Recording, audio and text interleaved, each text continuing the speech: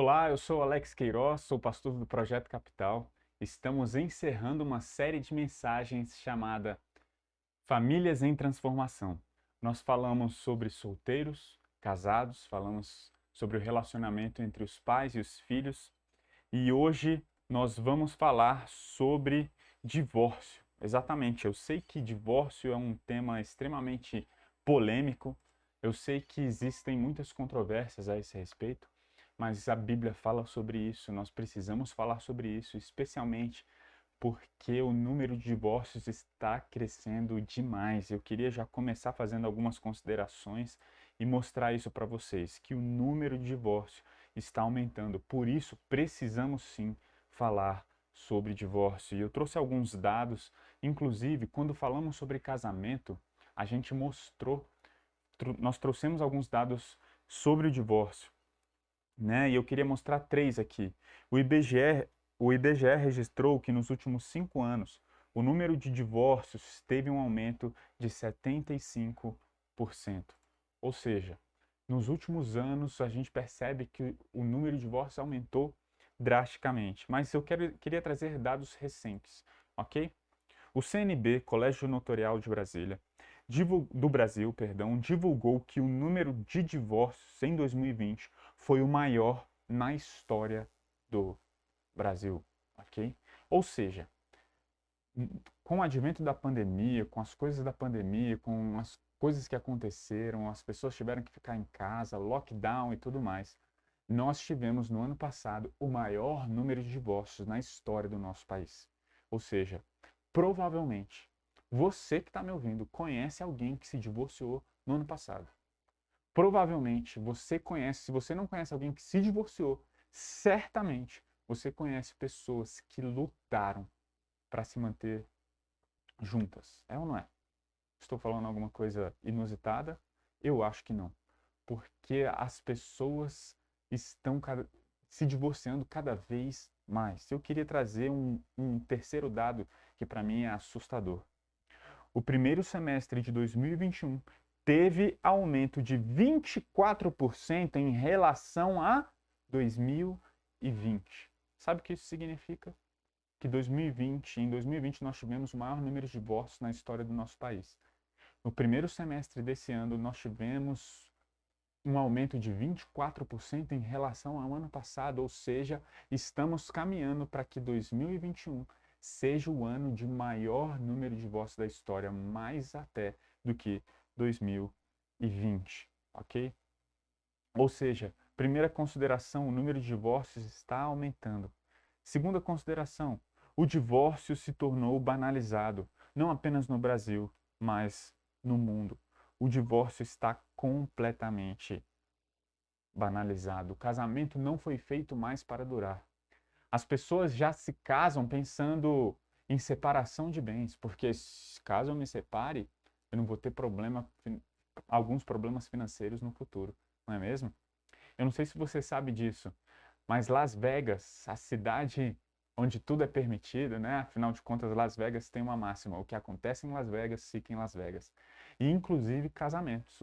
Quem se casa em Las Vegas se separa em Las Vegas. O que acontece lá fica lá e lá somente. Eu não sei se você sabe, mas lá naquela cidade eles construíram igrejinhas para facilitar os casamentos, já que as pessoas conhecem, vai para uma noitada em Las Vegas, conhece um rapaz ou uma garota, então eles vão para essas igrejinhas, eles já têm toda a documentação rápida, eles se casam. Mas do lado, lá naquelas igrejinhas, eles já criaram métodos de facilitação do divórcio. Ou seja, eles incentivam a curtição.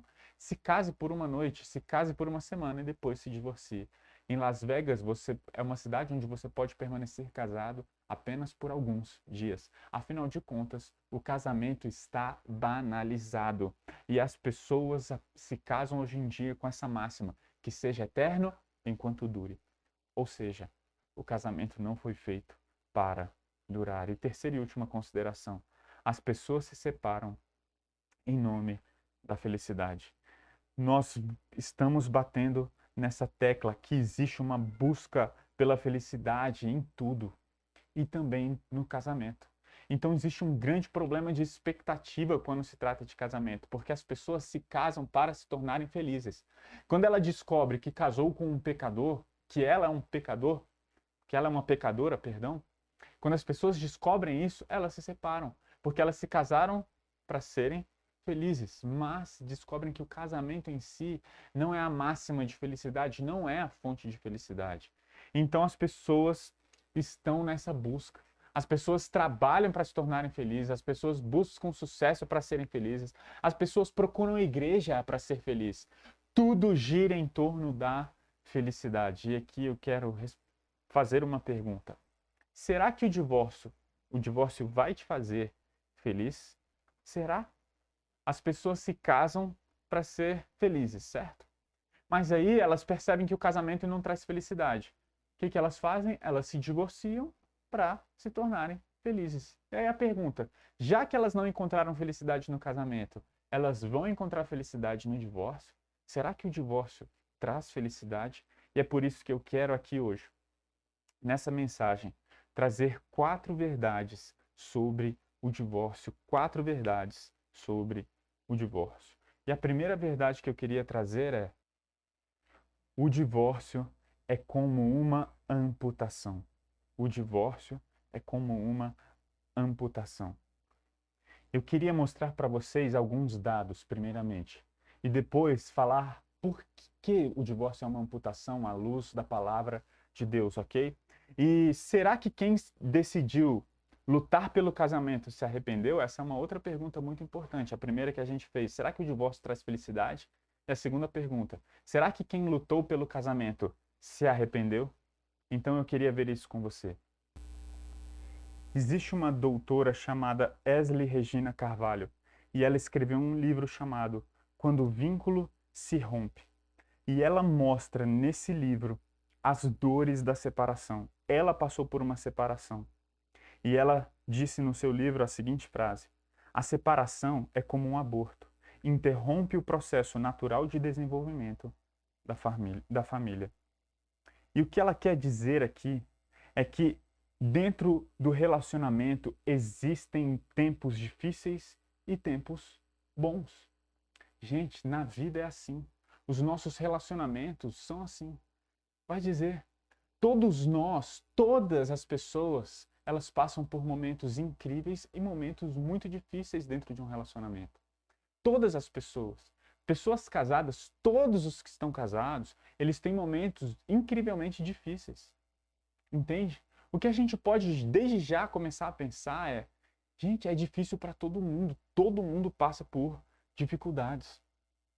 E o que essa doutora em psicologia ela falou, ela disse, separação é como um aborto. Quando você se divorcia, você interrompe o processo natural de desenvolvimento da família. O que ela está falando é que nos momentos difíceis que a gente se une, que a gente cresce, que a gente amadurece. Eu estou num desafio físico, né? Eu junto com um amigo, a gente está fazendo uma competição de quem consegue emagrecer mais, ok? E, gente, eu vou falar uma coisa para vocês. Tem dia que eu acordo sem disposição nenhuma de fazer atividade física. Nossa, tem dia que dar uma corrida é extremamente difícil, não tem ânimo nenhum, né? Mas qual é a sensação quando você acaba de praticar a atividade física? Não sei se você já passou por essa experiência. Se você já passou, você sabe exatamente o que eu estou falando. Cara, às vezes sair de casa para correr é terrível, mas quando você acaba a corrida e atinge a sua meta, a sensação é muito boa, é ou não é? Gente, musculação é assim. Musculação, você machuca os músculos para que eles se desenvolvam. Gente, relacionamento é assim também. Relacionamento, existem muitos momentos difíceis em que existe atrito, existem dificuldades, em que existem muitos desafios, mas quando você passa por eles, você fala, ainda bem que a gente conseguiu resolver. Nós amadurecemos, nós nos fortalecemos. Entende? Ou seja, quando existe o divórcio, de acordo com essa doutora, ela está falando que a gente interrompe um processo natural de desenvolvimento familiar. Entende? Então, nós não podemos acabar com esse processo de desenvolvimento. sabe? E a separação, ela traz problemas psicológicos, problemas emocionais. E essa doutora, no seu livro, ela conta os traumas que ela passou por causa do divórcio. E ela fala, se eu pudesse voltar atrás, eu não teria me divorciado. E ela fala no livro as diversas razões pelas quais ela se arrependeu de ter se divorciado, inclusive por causa dos filhos. Ela fala, é muito ruim para as crianças. Nenhuma criança merece passar pelo processo de separação. Nenhuma criança. E eu queria ler alguns textos com você, especialmente Mateus capítulo 19, que na minha opinião é o texto mais claro sobre divórcio. Eu queria ler primeiramente o versículo 3, a gente vai ler até o versículo 10, mas queria começar por partes. Primeiramente o versículo 3. Diz assim: Alguns fariseus apareceram e tentaram apanhar Jesus numa armadilha, perguntando: Deve-se permitir que um homem se divorcie de sua mulher por qualquer motivo? Ok? Agora perceba uma coisa aqui. Quando os fariseus fizeram essa pergunta para Jesus, eles não fizeram essa pergunta com a motivação de tirar alguma dúvida, não. Perceba aqui no versículo 3 que eles tentaram armar uma armadilha para Jesus. Eles tentaram colocar Jesus numa encruzilhada e eles fizeram uma pergunta para desmoralizar Jesus. Aliás, tudo que os fariseus faziam era tentando descredibilizar Jesus e mostrar que os sinais dele não vinham de Deus, que ele não era filho de Deus, que ele era um mentiroso. Então eles faziam perguntas para dificultar a vida de Jesus e para que ele fosse descredibilizado diante de todos. Então fizeram uma pergunta. E qual foi a pergunta? Olha só. Deve-se permitir que um homem se divorcie de sua mulher por qualquer motivo? E aqui a gente tem que entender o contexto dos judeus. Eles fazem essa pergunta baseado em Deuteronômio capítulo 24. Nos versículos de 1 a 4, a gente vê Moisés dando permissão ao divórcio. E olha só o que diz o versículo 1. Se um homem se casar e a esposa não for do seu agrado, porque ele descobriu alguma coisa vergonhosa da parte dela, ele escreverá um certificado, uma carta de divórcio, e o dará a ela, mandando-a embora de sua casa. Isso está escrito em Deuteronômio capítulo 24, versículo 1. Mas a pergunta é, o que são coisas vergonhosas, se ele descobrir alguma coisa vergonhosa? Ok? E aí, duas escolas, dois rabinos interpretaram Deuteronômio 24. O rabino da escola de Shammai e da escola de Hillel. O da escola de Shammai disse assim: sabe o que são coisas vergonhosas de Deuteronômio 24? É um comportamento imoral ou indecente. Ok? Ele falava, então, essas coisas vergonhosas têm a ver com coisas imorais, indecentes. Então, se ela praticar alguma coisa imoral ou indecente, é permitido a carta de divórcio. A escola de Hillel já era uma escola liberal. Era uma escola, então, que pensava na felicidade. O que importa é você ser feliz. E sabe o que eles falavam? Qualquer coisa que desagradasse o marido, isso era uma coisa vergonhosa. Ou seja, se a esposa queimou arroz no fogo, no fogão, dá carta de divórcio para ela. Imagina, uma esposa que queima o arroz, não pode dar carta de divórcio. E é por isso que lá em Mateus 19, versículo 3, a gente vê eles perguntando exatamente isso. É permitido o homem dar carta de divórcio por qualquer motivo ou apenas por questões imorais e problemas de indecência? Eles estavam dentro desse contexto de Shammai e Hillel tentando pegar Jesus, ok? E sabe o que é mais interessante? A resposta de Jesus, nos versículos de 4 a 6. Preste atenção à resposta de Jesus. Diz assim: vocês não leram as Escrituras? Respondeu Jesus. Elas registram que desde o princípio o Criador os fez homem e mulher e disse: por isso o homem deixa pai e mãe e se une à sua mulher e os dois se tornam um só. Uma vez que já não são dois, mas um só, que ninguém separe o que Deus uniu. Percebe a resposta de Jesus? Jesus, ele vira e fala: vocês não leram o que está nas Escrituras? Vocês não têm o Pentateuco? Vocês não têm a Septuaginta, que era a Bíblia que eles utilizavam, que estava lá em grego? Vocês não têm as Escrituras no original, no aramaico? Vocês não conseguem ler o que está lá. Jesus falou, Deus falou o quê?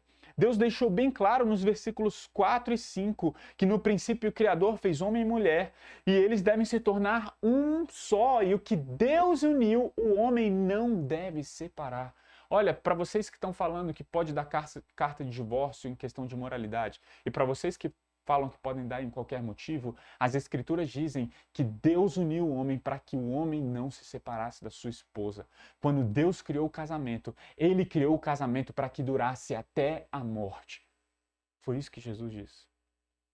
Ou seja, em outras palavras, Jesus está falando assim: olha, vocês querem que eu responda a pergunta de vocês, fariseus? Não é nem a escola de Shammai está certa e nem a escola de Hillel está certa.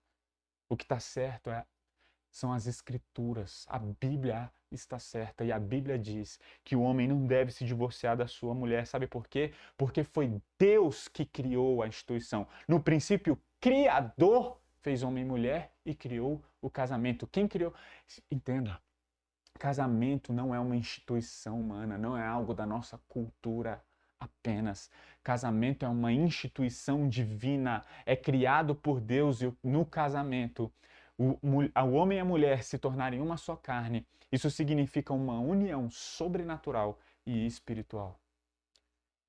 E sabe o que significa essa união? Os dois se tornarem uma só carne. É como um papel colado no outro. Se você cola dois papéis, eles estão grudados. Tenta arrancar para você ver.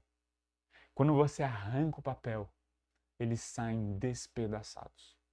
Eles saem destruídos. Sabe por quê? Porque o divórcio é uma amputação. O casamento é essa união entre um homem e uma mulher, onde eles se tornam uma só carne. E quando existe divórcio, existe essa amputação. E ele fala: ninguém separe o que Deus uniu, porque Deus criou o casamento, mas o homem criou o divórcio. Quem define o que é casamento não é a nossa lei. O casamento não é o que eu sinto. O casamento não é o que eu quero. Não é em prol da minha felicidade. O casamento está baseado em uma aliança entre um homem e uma mulher com Deus. Ok?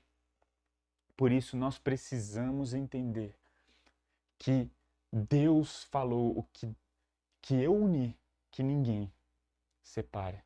Será que o divórcio faz as pessoas felizes? Não é essa pergunta que a gente está tentando responder e eu vou mostrar para você uma pesquisa, as descobertas de uma pesquisa. Foi feita uma pesquisa com casais que desejavam se divorciar. Então o pesquisador entrevistou todos os casais que queriam se divorciar e depois de 5 anos ele entrevistou novamente esses casais que estavam com aquele desejo de se divorciar. Dentre esses casais, tinham pessoas que se divorciaram e outras que lutaram pelo casamento. E eu vou mostrar para vocês o que essa pesquisa nos ensina. Primeira descoberta dessa pesquisa: pessoas que estavam infelizes no casamento e se divorciaram, depois de 5 anos, não se encontravam mais felizes do que aquelas que permaneceram casadas. Ou seja, de cara, na primeira descoberta, as pessoas que se divorciaram não estavam, ao final, depois de 5 anos, mais felizes do que aquelas que permaneceram e lutaram pelo seu casamento. Será que o divórcio traz felicidade? Será que o divórcio é a solução para você encontrar sua felicidade, já que você não está sendo feliz dentro do seu casamento? Essa foi a primeira descoberta. Segunda descoberta: comparadas com as pessoas que permaneceram casadas, não houve diminuição nos sintomas de depressão ou aumento na autoestima e senso de autorrealização entre os divorciados. Quando essa pessoa fez a entrevista e ela diagnosticou que existiam pessoas com problemas de autoestima, elas queriam se divorciar, tinham problemas com depressão, essa pesquisa, depois de 5 anos, descobriu que o problema de depressão e autoestima não resolveu depois de 5 anos. Ou seja, o divórcio não resolveu o problema delas. Entende? Terceira descoberta, muito interessante. A grande maioria dos divórcios, 74%, quase 3/4, aconteceram entre pessoas que afirmavam terem sido previamente felizes no casamento 5 anos atrás. Sabe o que isso significa? as pessoas que decidiram se divorciar. Lembra? Essa pesquisa aconteceu entre pessoas que queriam se divorciar. Algumas de fato se divorciaram, outras não. Dessas pessoas que realmente se divorciaram, a gente vê que elas eram previamente felizes no início do casamento. Sabe o que isso quer dizer? Que o casamento passa por oscilações. O casamento passa por oscilações. Existem momentos de grande alegria dentro do casamento. Existem momentos de grande dificuldade, é ou não é? Vai dizer, você que é casado, responda isso. Não tem meses ou tempos em que vocês estão num love, que o casamento está super bem, parece que tá dando liga, tá dando tudo certo, e tem o presentinho, tem momentos felizes, mas tem momento que você não quer ver o outro pintado de ouro, que qualquer palavra sai faísca, é ou não é? Não é assim. Vamos lá, quarta descoberta, ok? Casamento. Casamentos infelizes eram menos comuns do que cônjuges infelizes. Isso significa que 75% dos cônjuges infelizes eram casados com alguém que se considerava feliz. Sabe o que isso significa? 75% das pessoas que se divorciam, um lado apenas que se divorciar, 75%, apenas um lado queria se divorciar. O outro não queria, o outro lado não queria. Não é incrível? E quinta e última descoberta, incrível descoberta. 2/3 das pessoas que se consideravam infelizes no casamento, olha só, 2/3 das pessoas que se consideravam infelizes no casamento, mas evitaram o divórcio, 5 anos depois, estavam felizes em seu casamento. Que descoberta incrível! As pessoas que estavam infelizes e decidiram lutar pelo casamento, depois de 5 anos, 2/3 estavam felizes. Sabe por quê? Porque são fases. São fases. Não é a maioria. Talvez você esteja passando por uma situação extremamente difícil e por isso eu quero te implorar. Você que está passando por uma situação difícil dentro do seu relacionamento e quer se divorciar, não tome uma decisão em circunstâncias difíceis. Ok? Porque os momentos difíceis fazem parte. Até o casal que você mais admira, até o casal 20 que você mais gosta, passa por dificuldades. Não tome decisões em momentos difíceis. Eu queria mostrar para vocês uma frase de John Stott que diz: a ruptura conjugal é sempre uma tragédia. Ela contradiz a vontade de Deus, frustra o seu propósito, traz para o marido e a esposa as dores penetrantes da separação, da desilusão, da censura e da culpa e causam em qualquer criança uma crise de confusão, insegurança e muitas vezes ira. Eu preciso te falar uma coisa, eu preciso te dizer. Você não tem controle sobre as consequências que o divórcio pode trazer para a sua vida. Você não tem controle. Talvez você esteja vivendo um momento de grande infelicidade dentro do seu relacionamento. Mas você não tem controle sobre o que pode acontecer na sua vida por causa do divórcio. E vou te falar, muitas pessoas, se não a maioria das pessoas que se divorciaram, elas vivem depois do divórcio num pé de guerra. E agora precisa de médico, psicólogo, psiquiatra, advogado, ambulância. Sabe por quê? Porque o divórcio traz essas consequências. Se você não consegue dialogar com seu cônjuge casado ou casada, quem disse que você vai conseguir dialogar com ele se você tem filhos e se você tem pendências a resolver depois que você se divorciar? Muitas pessoas se divorciam e agora vivem num pé de guerra. Eu vou te falar, o divórcio traz dor. A gente viu no testemunho daquela doutora que eu citei aqui, e a gente vê na vida das pessoas que o divórcio causa dor. Talvez o divórcio traga sim um alívio instantâneo. Talvez você se sinta livre por um tempo, mas eu vou te falar, a longo prazo, o divórcio traz dor. Lutar pelo casamento é difícil, mas a satisfação é maravilhosa. É como a atividade física que eu citei aqui. Sabe quando você vai fazer atividade física, nossa, é difícil até sair de casa, não existe ânimo. Mas quando você acaba, você fala, ainda bem que eu fiz isso. E eu quero que você que está me ouvindo, me fale um caso de alguém que lutou pelo casamento e se arrependeu. Me fala um. Eu não conheço nenhum. Já tive que lidar com vários problemas dentro de casamento. Eu já tive que aconselhar vários casais. E eu nunca vi, nunca, até hoje, ok? Alguém que lutou pelo casamento e se arrependeu. Mas conheço vários casais que se divorciaram e vivem uma dor amarga por causa dessa decisão. Por isso, eu insisto, o divórcio causa sim uma amputação, porque o casamento é uma união entre duas pessoas que se tornam uma só carne, ok? Segunda razão, segunda verdade sobre o divórcio. Primeiro, o divórcio é como uma amputação. Segundo, Deus odeia o divórcio. Presta atenção no que diz Malaquias capítulo 2, versículo 16. Malaquias 2 diz assim: pois eu odeio o divórcio, diz o Senhor, o Deus de Israel. Divorciar-se de sua esposa é cobri-la de crueldade, diz o Senhor dos Exércitos. Portanto, guardem seu coração e não sejam infiéis. E talvez algumas pessoas ouçam isso. Talvez algumas pessoas leiam isso agora em Malaquias e falem: nossa, que duro!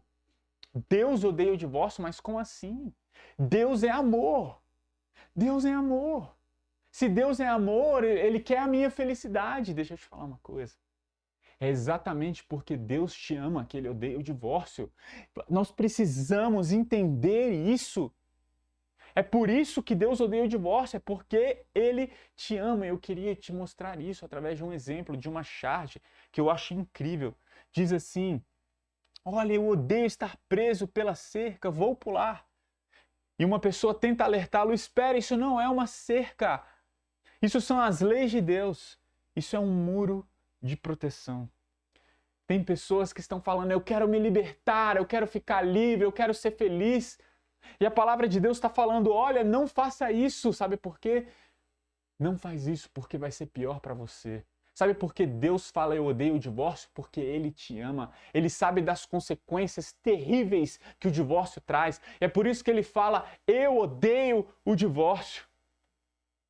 Tudo que Deus faz é para nos proteger. E essas leis estão lá para nos proteger. É uma cerca de proteção. E eu preciso te falar uma coisa. Se você tiver um mínimo de temor no seu coração, você vai ler Malaquias 2 que eu coloquei aqui na tela. E você vai pensar: peraí, se Deus odeia o divórcio, eu não posso me divorciar. Eu estou aqui mostrando descoberta sobre divórcio, eu estou aqui tentando mostrar coisas inteligentes, né? Sabe, o sofrimento que o divórcio causa na maioria das pessoas, mas se a gente tivesse apenas o versículo de Malaquias capítulo 2, versículo 16, isso já seria o suficiente para eu e você não nos divorciarmos. Sabe por quê? Porque Deus criou o casamento. Jesus falou: o que Deus uniu não separe o homem. Tá claro na palavra de Deus: eu odeio o divórcio. Isso seria o suficiente para você pensar: peraí, se Deus odeia o divórcio, eu não posso seguir. Se Deus odeia o divórcio, eu preciso parar. Eu preciso pensar. Se existe temor a Deus no seu coração, me escute, você não pode se divorciar. Se existe algum temor a Deus, algum amor a Deus no seu coração, você precisa parar e pensar: opa, eu não posso fazer isso. A questão não é se você ama o suficiente o seu cônjuge, entenda isso. A questão é se você ama o suficiente a Deus. Deus fez o casamento e Ele falou: não se divorcie. Eu odeio o divórcio. Eu queria te contar uma história. Uma vez meu telefone tocou e uma amiga da família virou e falou: Alex, eu preciso da sua ajuda. O meu irmão quer se divorciar da esposa. Ele mora em outra cidade, uma cidade longe, e ele está aqui em São Paulo. Eu morava em São Paulo nessa ocasião. E essa pessoa virou para mim e falou: você pode me ajudar? Você pode vir conversar com meu irmão? Eu perguntei: mas ele quer conversar comigo? Porque se ele não quiser conversar comigo, não vai ter match. Não vai dar certo. E ela falou: não, ele está aberto para te ouvir, ele quer conversar com você. Eu fui lá, larguei tudo que eu estava fazendo, eu fui lá conversar com ele. A gente entrou num quarto e eu falei: você quer falar alguma coisa? Você quer contar alguma coisa? Você quer contar a sua história? E ele falou: é muito simples, Alex. É muito simples. Minha irmã chamou aqui porque eu quero me divorciar da minha esposa. E a razão é muito simples. Ao invés de ficar contando um monte de história, eu vou te falar uma coisa. Eu não amo mais minha esposa. Eu não amo. Ele falou, é simples. Na verdade, Alex, eu amo outra mulher. Eu já estou me relacionando com ela. Naquela hora eu respirei fundo e fiz uma pergunta para ele. Deixa eu te fazer uma pergunta. Você ama a Deus? Você ama a Deus? Ele falou, sim. Eu falei, me conta o quanto você ama a Deus. Na hora ele ficou sem entender muito e começou a falar, não, Deus é a razão da minha vida. Aí eu virei e falei, perguntei para ele, olha, o que é amor para você? E ele começou a falar de amor como uma atração, como um prazer, como um sentimento. É por isso que ele não amava mais a esposa dele, e ele amava outra mulher. Eu virei e falei, cara, você abraçou o amor que o mundo está falando. Isso não é amor de verdade. Amor não é atração, amor não é um sentimento. Aí eu peguei, abri no texto do Sermão do Monte e eu li para ele Jesus falando, amem os seus inimigos. Falei, olha aqui, amar os seus inimigos. Aí eu falei, me responde uma pergunta com muita sinceridade. Você acha que Jesus está falando para a gente ter uma atração? Você acha que é para eu ver a pessoa que fez mal para mim? Você acha que é para eu ver meus traidores? Você acha que é para eu ver as pessoas que me caluniaram? Olhar para elas e amar os inimigos. Eu preciso sentir uma coisinha gostosa por essa pessoa. Eu preciso ai, que fofo. Eu tenho um sentimento tão agradável por essa pessoa. Não, não é isso. Eu falei, você acha que isso é amor? Você acha que quando Jesus falou amem os seus inimigos é sentir alguma coisa, é ter prazer nessas pessoas? A pessoa travou, falou, definitivamente não. Eu falei, sabe por quê? Porque amor é um compromisso. Amar é um compromisso, amar é uma decisão. Aí eu comecei a lembrar para ele do amor de Deus. Deixa eu te falar uma coisa, falei para ele. Sabe por que Deus te ama? Você acha que Deus te ama por causa de quem você é? Você acha que Deus te ama por causa daquilo que você fez? Não, o Evangelho nos mostra que Jesus nos ama apesar de quem somos. Romanos capítulo 5, versículo 8, Deus prova o seu amor para conosco pelo fato de ter Cristo morrido por nós, sendo nós ainda pecadores. A Bíblia nos descreve como inimigos de Deus. Deus amou os seus inimigos. Jesus amou pessoas que o crucificaram, que cuspiram na sua cara. Jesus morreu por pessoas que o chicotearam. Jesus falou, Deus, perdoe-os porque eles não sabem o que fazem. Foram por essas pessoas. Foi por essas pessoas que Jesus morreu. Que Jesus amou, que Jesus entregou a vida. Aí eu falei, amor é se entregar por pessoas que não merecem. Amor é ir até as últimas consequências, é esse compromisso de amar pessoas incondicionalmente, independente do que ela faça, eu vou te amar porque foi isso que Cristo Jesus fez por nós. Eu sei de uma coisa, quando acabou aquela conversa, aquela pessoa estava chorando. E eu repeti a pergunta, você ama a Deus mais do que todas as coisas? E ele, com lágrimas nos olhos, falou, eu amo. Eu falei, você vai se separar da sua esposa? E ele disse, não. Sabe por quê? Porque pouco importa o quanto você ama o seu cônjuge ou o quanto seu cônjuge te ama. O que mais importa é o quanto você ama a Deus. O quanto você ama a Deus.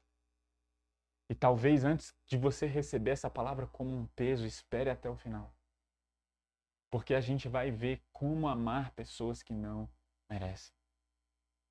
Como fazer esse compromisso. Então, a gente viu, segunda coisa, Deus odeia o divórcio. Terceira coisa, o divórcio revela um coração duro e imaturo. Quando a gente leu a resposta de Jesus, né? Então Jesus respondeu o quê? Olha, vocês não leram as Escrituras? Elas registram que desde o princípio o Criador os fez homem e mulher e disse, por isso o homem deixa pai e mãe, se une à sua mulher e os dois se tornam um só. Uma vez que já não são dois, mas um só, que ninguém separe o que Deus uniu. A gente viu a resposta de Jesus. E agora eu quero mostrar para você a continuação desse texto. Perguntaram eles: então por que Moisés mandou dar uma certidão de divórcio à mulher e mandá-la embora? Jesus respondeu: Moisés lhes permitiu divorciar-se de suas mulheres por causa da dureza de coração de vocês. Mas não foi assim desde o princípio. Perceba a primeira coisa incrível nesse texto. Olha só a riqueza de importância dos versículos 7 e 8. Eles falam assim: por que Moisés mandou dar certidão de divórcio? Jesus respondeu: Moisés não mandou. Moisés lhes permitiu. Entenda então a primeira coisa. Em nenhum momento, Deuteronômio 24, Moisés manda as pessoas se divorciarem. Sabe por quê? Porque a gente acabou de ver no versículo 6, Jesus falando que Deus uniu, não separe o homem. Sabe por que Moisés não mandou dar o divórcio? É porque é para você batalhar pelo seu casamento até a morte. Mas sabe por que Moisés permitiu e não mandou? Por causa da dureza do coração de vocês. Por isso, esse ponto 3, o divórcio revela um coração duro e imaturo. Deus permitiu um divórcio por causa desse coração duro e imaturo. Sabe por quê? Porque as pessoas não estão dispostas a amar como foram amadas por Deus. É isso. Isso é um coração duro e imaturo. Isso é um coração que recebe perdão, mas não é capaz de dar o perdão que recebeu. Deus nos amou sendo hipócritas, adúlteros. Deus amou pessoas que não merecem. E nós deveríamos ser capazes de, ao receber esse amor, ao receber esse perdão e misericórdia de Deus, amar, perdoar e sermos misericordiosos, especialmente dentro de casa, com os nossos cônjuges. Esse é o ponto central. É que o divórcio revela um coração duro e imaturo. As pessoas, Moisés só permitiu a carta de divórcio porque as pessoas são egoístas, egocêntricas, buscam a própria felicidade e não a felicidade de Deus. Porque as pessoas colocam o seu eu em primeiro plano, porque as pessoas querem a sua felicidade e não a felicidade de Deus. E aqui a gente tem que entender sobre esse texto no versículo 9, quando Jesus disse: "E eu lhes digo o seguinte, quem se divorciar de sua esposa, e que só poderá fazer em caso de imoralidade e se casar com outra, cometerá adultério." Vou ler novamente. Quem se divorciar de sua esposa, o que só poderá fazer mediante em caso de imoralidade e se casar com outra, cometerá adultério. Eu não sei se você já ouviu falar na cláusula de exceção, cláusula excetiva.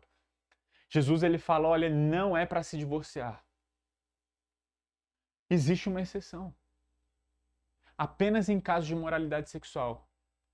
Então, a gente precisa entender que apenas em caso de infidelidade, e a palavra imoralidade aqui é a palavra porneia no grego. Daí vem a palavra pornografia. É quando a pessoa pratica ato sexual fora do casamento.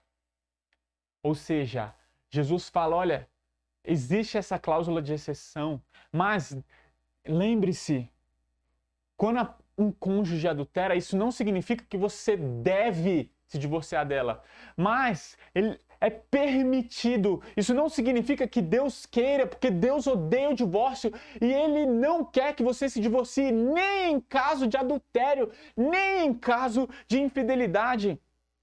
Entende? Existe uma permissão e não um mandamento. Por favor, entenda isso. Deus quer que você ame o seu cônjuge como ele te amou. E eu te pergunto, como Deus te amou? Incondicionalmente, contracondicionalmente. É dessa forma que devemos amar as pessoas, especialmente o nosso cônjuge. O nosso pecado também foi uma traição contra Deus. Por isso que devemos perdoar, porque tem pessoas que falam, mas você não sabe o que você está falando, não tem como perdoar pessoas que cometeram adultério, é impossível perdoar pessoas infiéis. Deixa eu te falar uma coisa, é impossível, eu concordo com você. Não tem como nós amarmos pessoas diante de infidelidade, não tem como. Mas Deus nos amou quando nós éramos infiéis. E a história de Oséias, do profeta Oséias, mostra isso, porque ele se casou com uma mulher que o traiu com vários homens. É chamada de prostituta, mas ele a resgatou com o amor. E Deus fala, assim como Oséias amou essa mulher até o fim, eu amo vocês. Nós somos adúlteros. Tiago capítulo 4, versículo 4, é assim, dessa maneira que a palavra se designa a nós. Vocês, adúlteros, traíram a Deus. Quantas vezes nós amamos mais os nossos amantes do mundo do que a Deus? Quantas vezes colocamos as coisas deste mundo na frente de Deus? Quantas vezes amamos mais outras coisas e outras pessoas do que Deus? Mas mesmo assim Ele está sempre de braços abertos para nos amar e nos perdoar. Você não consegue amar pessoas infiéis. Mas Deus, através do amor dele por você, te capacita a amar pessoas infiéis. Deus quer que você vá além. Deus quer que você ame seus inimigos. Do que adianta amar os amigos? Isso até as pessoas incrédulas que não têm Jesus fazem. Sermão do Monte. Eu falo para vocês, amem os seus inimigos, andem a segunda milha, deem a outra face, faça o que tiver que fazer. Dessa forma as pessoas vão olhar para vocês e falar, Jesus é diferente. As pessoas que têm Jesus é diferente, sabe por quê? Porque eles amam incondicionalmente. Nós precisamos mostrar o amor de Jesus dessa forma. E eu falei isso na segunda mensagem sobre casamento. Sabe quando é a maior oportunidade da gente testemunhar e cumprir o propósito do casamento? É quando o outro erra. Porque o nosso casamento existe para representar o relacionamento de Cristo com a igreja. E sabe como o amor de Jesus se evidencia? Porque a igreja não merece o seu amor e mesmo assim ele ama. Quando o seu cônjuge não mereceu o seu amor, é nesse momento que você vai demonstrar o amor de Jesus. Agora não faça isso com as suas forças. Faça isso porque um dia você foi alcançado por esse amor. E você, então, foi alcançado por esse amor e pode amar pessoas incondicionalmente. Comece pelo Evangelho. Comece pelo Evangelho. Segunda coisa, segunda cláusula que a gente poderia falar, cláusula excetiva, tem a infidelidade, mas tem também o abandono. 1 Coríntios capítulo 7 diz, e se uma irmã for casada com um homem descrente e ele estiver disposto a continuar vivendo com ela, não se separe dele.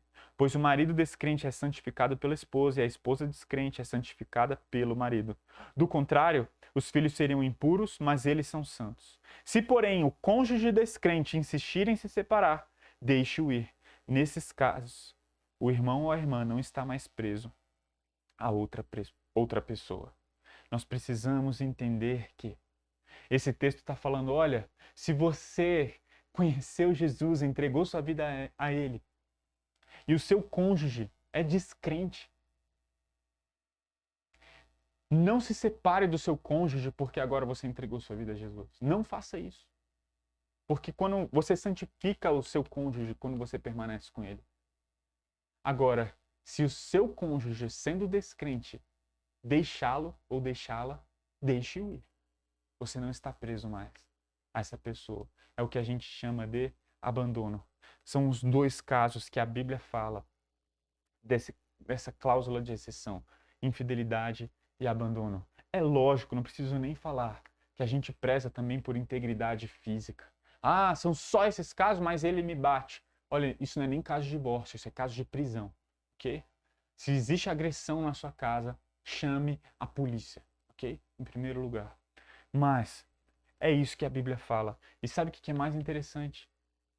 Porque os discípulos entenderam perfeitamente. Olha a reação deles ao ouvir a resposta de Jesus aos fariseus.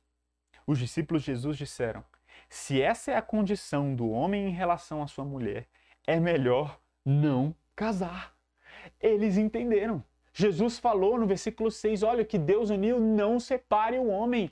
Nada de escola de Hillel, nada de escola de Shammai, porque Deus fez o casamento e não é para vocês se divorciarem. E os discípulos entenderam e falaram, olha, então é melhor não casar. Sabe por quê? Porque eles entenderam que Jesus estava falando, casamento é para sempre. Deve existir perdão.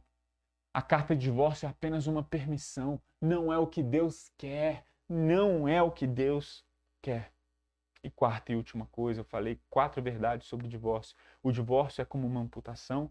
Deus odeia o divórcio. O divórcio revela um coração duro e imaturo.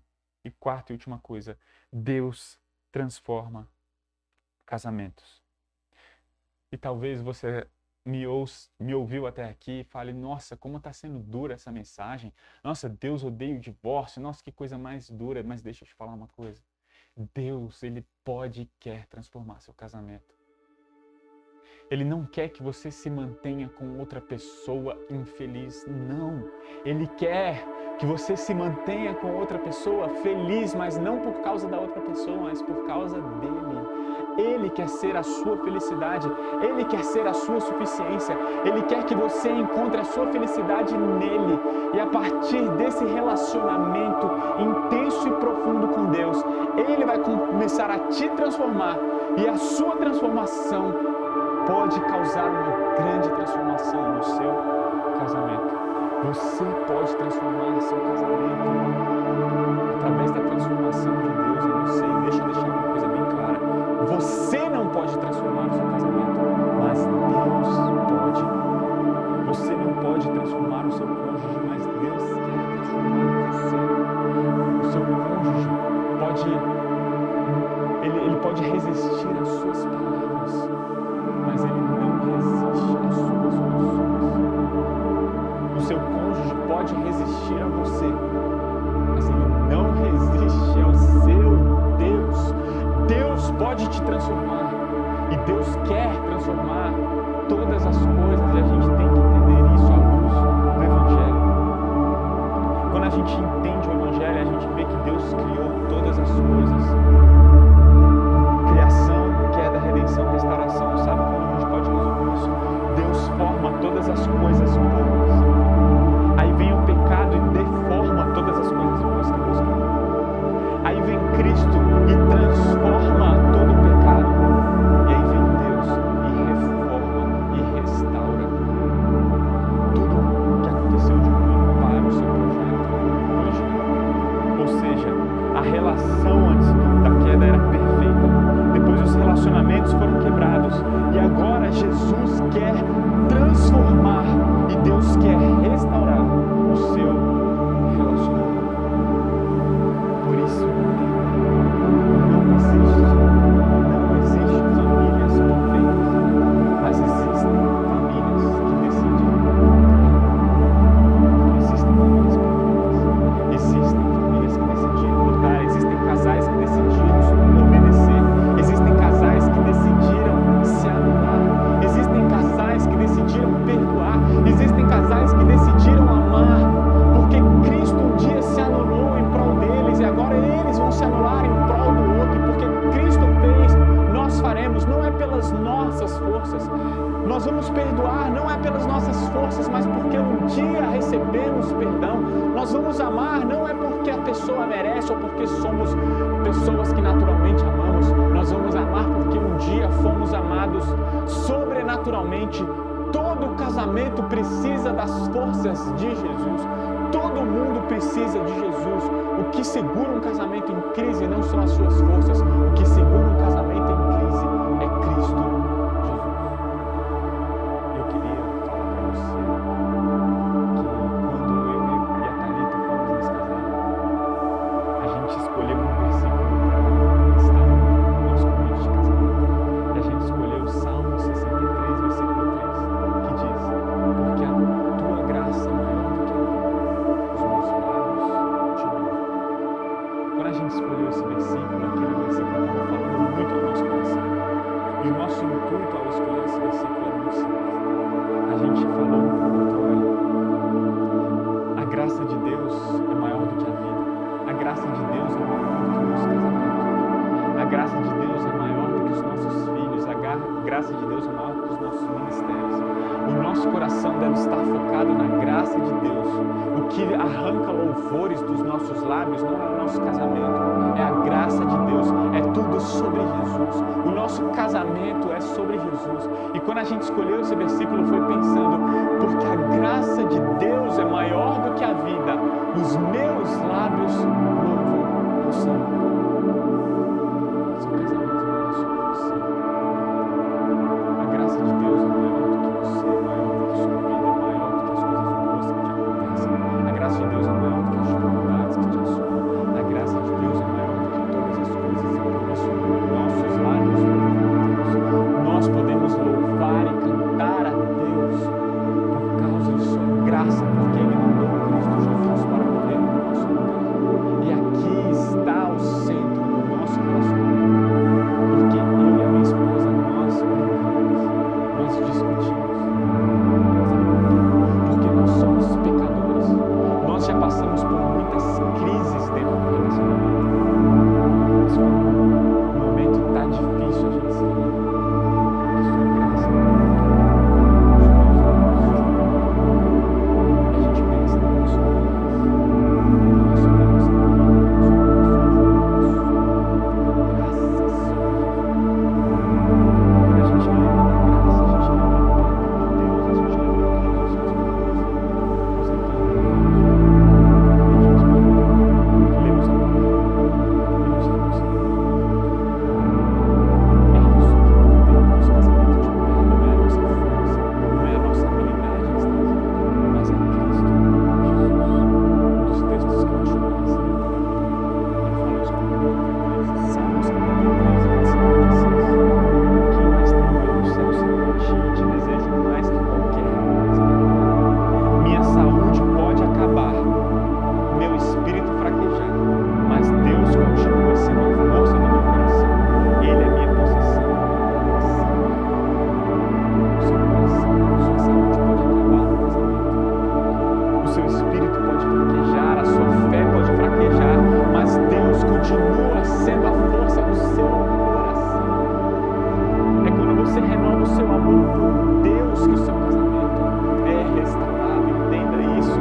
Quando você disser a quem tenho eu no céu senão a ti, Deus, e não a quem tenho eu na terra senão meu marido ou minha esposa, não é sobre você, sobre o seu cônjuge, não é sobre o seu casamento, sobre os seus filhos, é sobre Jesus. Traga Deus no seu casamento. Por isso eu queria encerrar falando, faça uma coisa. Primeira coisa, repense o propósito de Deus para o casamento. Escreva junto com seu cônjuge a missão de vocês. Escreva junto com ele.